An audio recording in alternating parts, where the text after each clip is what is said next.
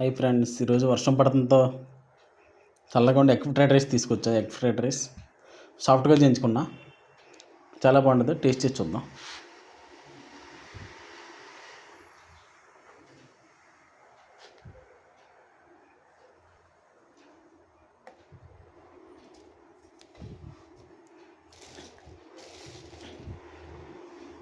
Salad ఇచ్చాడు, salad కూడా వేసుకుని తిందాం.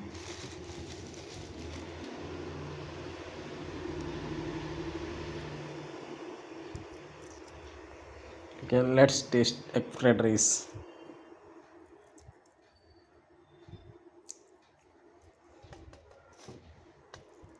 ఇలా ఎగ్ ముక్క పెట్టుకొని, ఆనియన్ పెట్టుకొని ఇలా